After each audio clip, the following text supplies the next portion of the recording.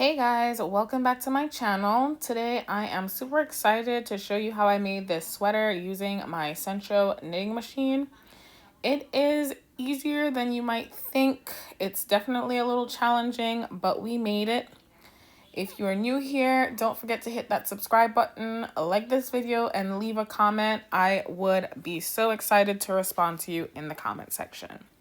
So, this sweater was a little bit of a task to do because I don't know if you guys know, I'm in law school, I do work full time, and I just do my little hobbies on the side and record them and post them for you guys to see.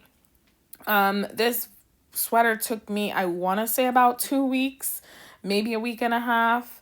Either way, I finally did it, and I still have part 2 to go and post for you guys. All right, let's get into it.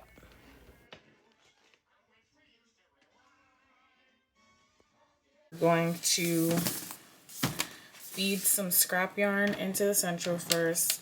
Then we're going to start using our project yarn. So I'm going to do that and start cranking some rows, and then I will come back and show you guys what I have so far.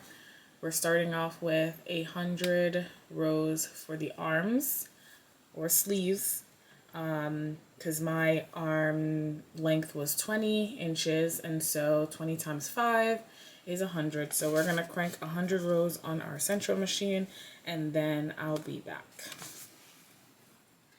I just wanted to come back to point out that just two things. When you're done with your scrap yarn, the white pin is usually the last pin. It is number 48 on the 48 needle Sentro.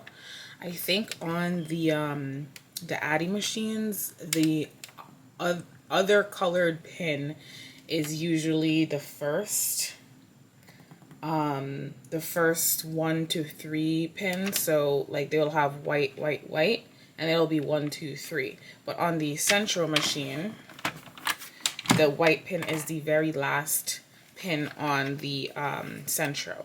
So at this point, when you catch this pin, that's the last loop that your scrap yarn will go through. And then the next loop, which is the pin number 1, is where you'll start feeding your project yarn through. So I wanted to point that one out first. Second, when you're done with your scrap yarn, I did 10 rows, and my number here says 10, and my Sentro counter also says 10. Miraculously, it's working again, but I want you guys to remember to zero out those, because if you don't zero them out, then you're going to accidentally count your counter's scrap yarn count into your project yarn count. So remember to zero these out, so that once you feed your scrap yarn through, not your scrap yarn, my bad, your project yarn through, you'll have a good accurate count. Now, I've showed this tip in a lot of my other videos, but I'm going to do it here again. Every skein of yarn comes with a little tail. Not all of them, because this one does not have it. You'd have to like go in there and fish, but I don't know what end, so I'm probably just gonna start with the body yarn on this. But for simplicity, because this yarn comes with a little tail, you could just pull this out and feed it into your Sentro. I'm gonna be doing the tight option, which is this little row right here. There's tight, loose, and looser. I'm gonna be doing the tightest one. And for this one, you don't need that big of a tail. So my tail is gonna be like, I guess this is about 4 or 5 inches. I'm just gonna drop that in there and hold on to it and my scrap yarn, and then just crank to feed it. Right? You might want to hold on to that for a whole turn around the Sentro, but not in every case. You don't need to, as long as it's like caught and you don't get like a lot of loose yarn.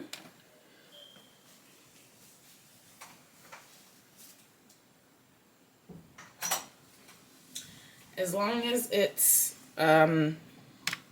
turning, you don't have a lot of loose yarn, you should be fine. I'm getting like some shadows from my light, so I apologize for that if you can't see very well, but I'm gonna try my best. And so you'll just crank all the way around your first row. There's suction cups on the Sentro that's I need to clean or get new suction, so it's not like suctioning anymore. I put this on different surfaces, and of course I work with yarn and fabric all day, so the lint and stuff are underneath the suction cups, so it's gonna be like moving.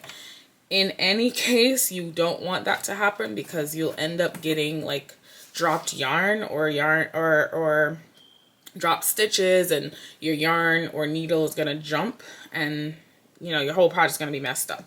I typically just add some pressure to my Sentro and then just turn it.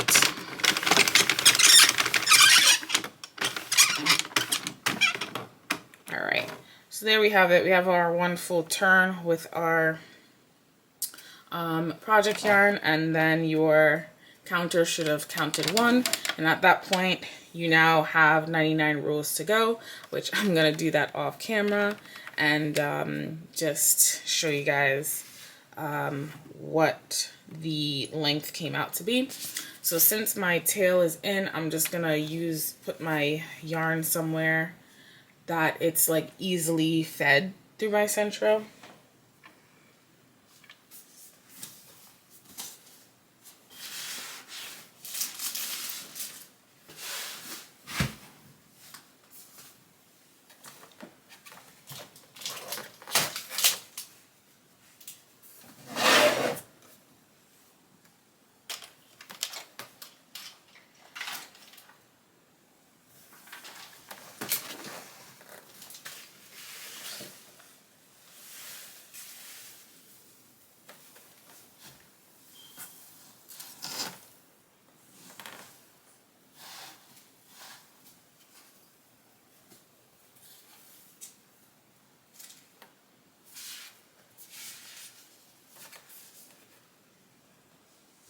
Here, and then my yarn goes up to my Sentro, and therefore once I crank, it just kind of feeds the yarn in super effortlessly.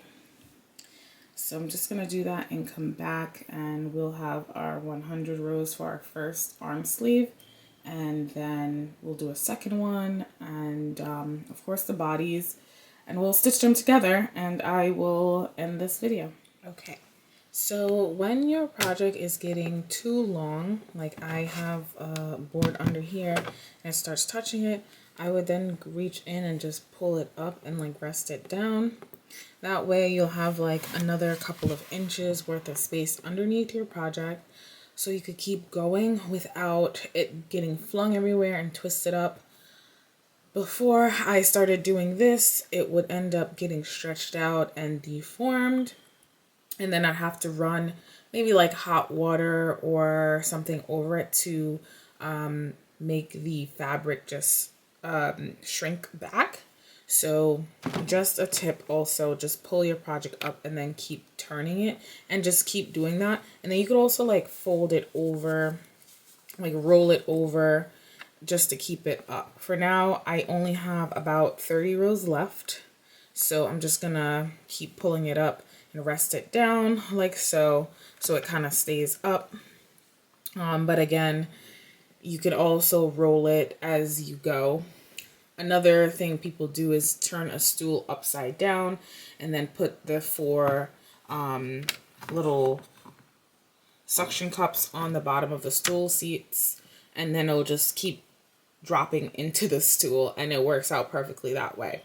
But that's just a quick tip if your project is just like getting stretched out too badly, just do that. So I'm going to finish those last 30 rows off and come back and then show you what my sleeve will look like. All right, so I've completed the sleeve, and then this is my scrap yarn. And like I said, I wanted it to leave some space right before my wrist because I intended to add about another inch of ribbing using my crochet needle, and I have the excess yarn here for me to do that. So this is my sleeve.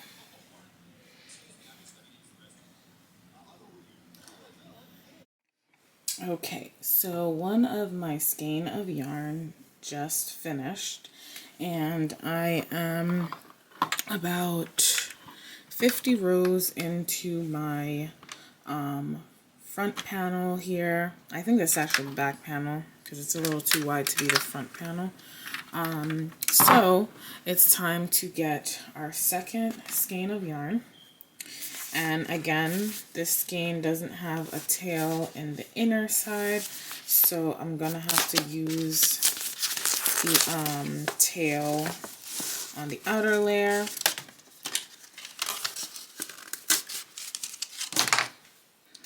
And there is like a Russian way to do this yarn together, but I don't know how to do it correctly yet.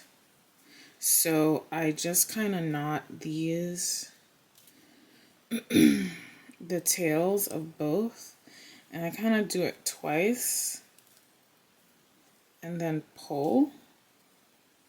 Then you can either cut the tails off or leave it.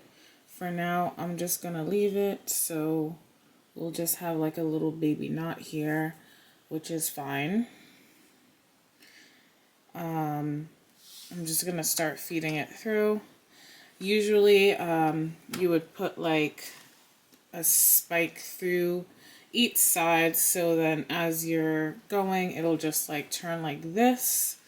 I'm just gonna throw mine down inside of a basket and just let it go crazy while I do that.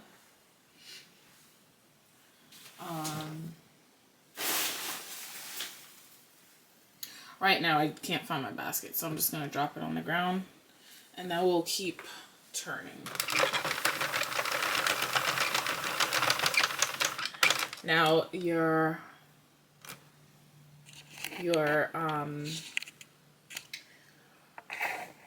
knot is gonna end up not being able to go through the tensioner there. So what we're gonna do is just grab it, hold the yarn with our fingers here just to add the tension, and then we're just gonna keep feeding it until it goes into one of the needles like it did there, and just put the yarn back. And now our new skein has been fed, and then we'll just keep going.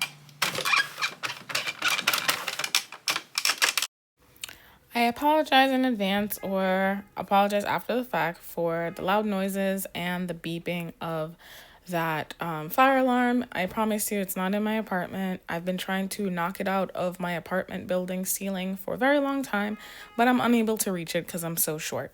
And my landlord refuses to do anything about it. So I apologize. Anyway, this is going to be the back panel. As mentioned before, the back panel is I want to say 120 rows. I did use the pins, the safety pins there, to mark every 50 rows that I did. So every blue pin or every pin that you see is 50 rows. When you're on panel mode with the counter that I do have attached to my Sentro, it doesn't do very good counting of panel mode. I've been trying to monitor it to see how I could make it work for me, but so far it is not working for me. So what I do is I keep a pencil and a piece of paper next to me when I'm on panel mode, and then I just do 1 stroke for every 10 rows, or 2 stroke for every 20, if depending on how I keep track of it in my mind. So for now, that's just kind of what we're working with.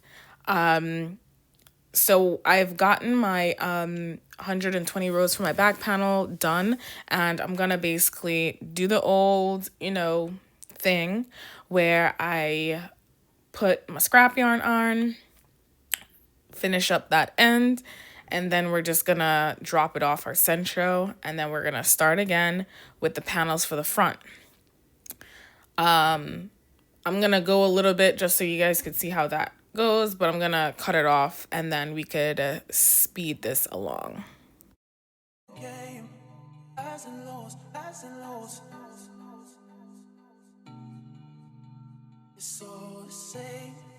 Highs and lows, highs and lows. Keep all your game. Highs and lows, highs and lows. It's all the same. Highs and lows, highs and lows.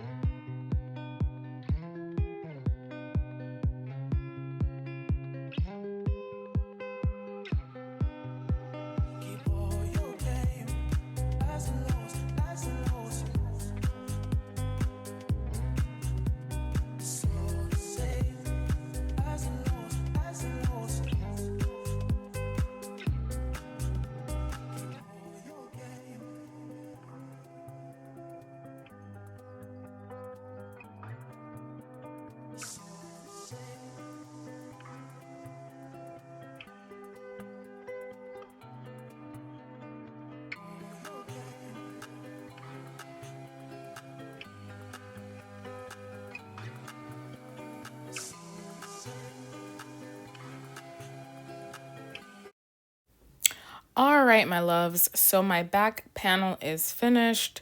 This is 120 rows. To be honest, I wanted to do this at 105 rows, but I did go over by just a smidge. And then I was like, you know what? I'm going to make it 120 rows. And when I measured it against my body, I was like, yeah, 120 rows was necessary. So that little accident turned out to be beautiful. But yes, this is the back panel. It turned out good. I didn't drop any stitches. Always take your time. Let's go on to the front panels. All right, so for the front panels, I wanted them to be half of what the back panels are because I intended to crochet some ribbing onto the outer layer of the sweater. I apologize again. I live in New York City and you're always going to hear either arguing, cars honking, or a siren, whether it's an ambulance or a police car. So I apologize. Anyway, as I was saying, my front panels, I'm going to be making two, and I'm going to be making them half the size of the back panel on both sides. I am going from needles 1 through 22 on panel mode so that I have two small panels for my front.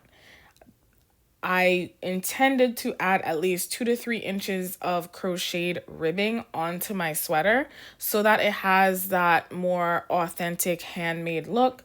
That's not to say that it doesn't look handmade on its own. It really does. But I really wanted to add some different textures onto my sweater.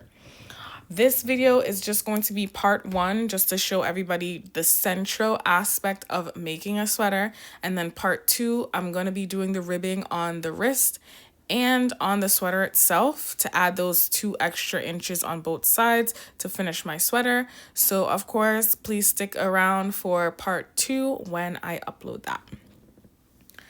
So the 2 front panels are gonna be the same length as the back panel, which was the 120 rows.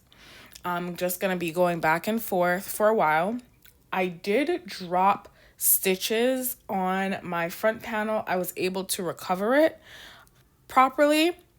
I'm probably going to use, I'm probably just going to do a separate video on how you recover your drop stitches, just because this video is already long enough. And I'm sure the drop stitches need a whole video of demonstration. So for now, we're just going to be working on our sweater.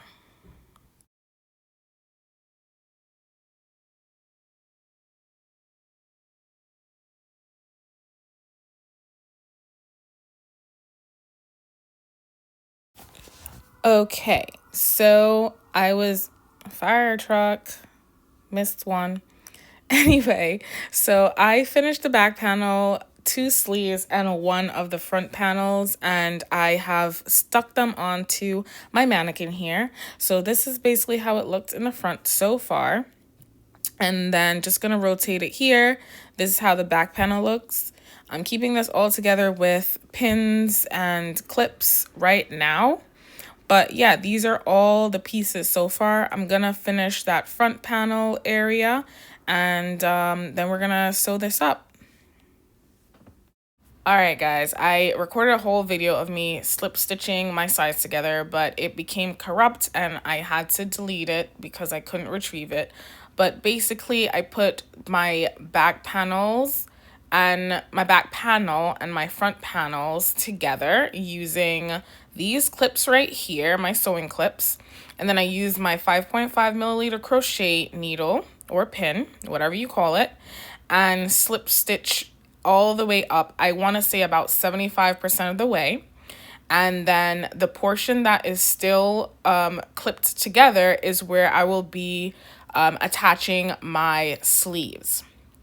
I'm going to be using my safety pins in order to just get all the live stitches to be pinned onto my panels there. Live stitches, for who doesn't know, are stitches that could, or loops that could drop if they're not secured. That's why we use the scrap yarn, so that we know where our live stitches are or live loops are for stitching. All right, so here I'm just kind of making sure, pesky cars, New York City, I'm so sorry. Here I'm just kind of making sure that my arm sleeve is going to fit in the allowance that I was able to get up to, which it does perfectly. And so I'm just going to start to pin all of my live loops together with all the panels so that I can slip stitch them closed. So here I'm going to use my safety pins and just loop the outer end, the 2 pieces, the 2 little loops on the outer end of your panel. I'm going to add a picture for reference so that you understand exactly what I'm talking about. I want to also point out the very, very important reason for scrap yarn. As you can see, this where the scrap yarn is and where your live loop for your project is, you could see them very clearly so you know which ones to loop. Okay? As you can see where I'm doing, I'm looping them exactly where the live loops would be. I'm skipping a few of them just to make this process a little bit quicker, but if you are new and you have these pins, I would suggest that you loop every safety pin and every live yarn that you can differentiate from your scrap yarn onto those pins. It is very important that you do not drop any of those loops, otherwise when you remove your scrap yarn, otherwise your project will unravel. Sometimes your project will unravel in a way you might like, but if you want your project to be intact when you remove those scrap yarn, please, please, please use all of the resources you have and make sure you do not drop any stitches.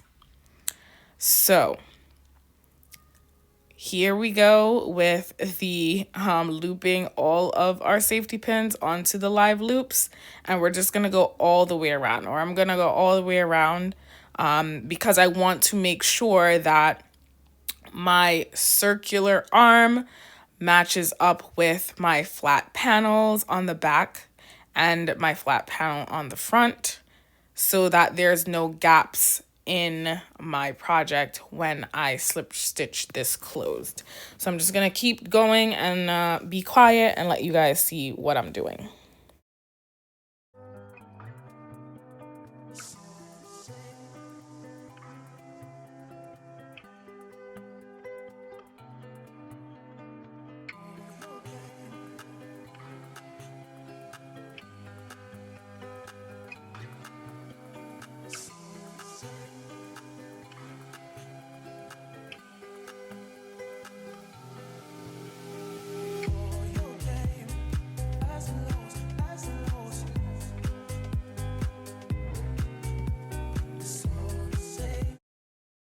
All right, so now that we've slip stitched our entire project,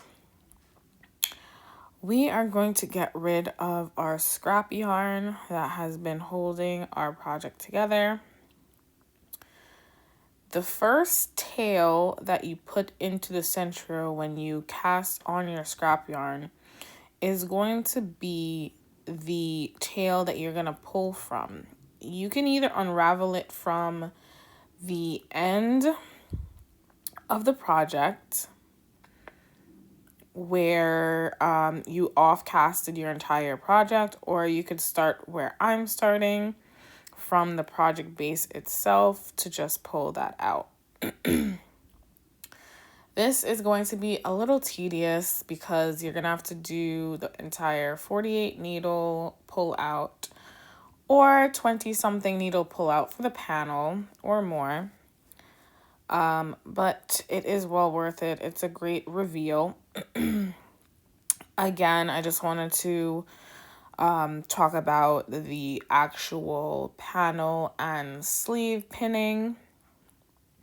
Once you've pinned all that together, you just take your time and slip stitch your project closed all the way around. Do a couple of knots if you want, or you can try to crochet your yarn tail throughout the project in whatever manner you would like to hide it. And the project should be done at that point. Then you will begin to do this step, which is removing the scrap yarn, and then you will be done. I am doing this video in a two-parter. I'm just doing the sweater for all the Sentro folks who just want to do a Sentro project with no serious crocheting involved. This is for you. Part 2 is going to be me adding ribbing, so definitely stay tuned for part 2 if you'd like to see how this turned out in the very end.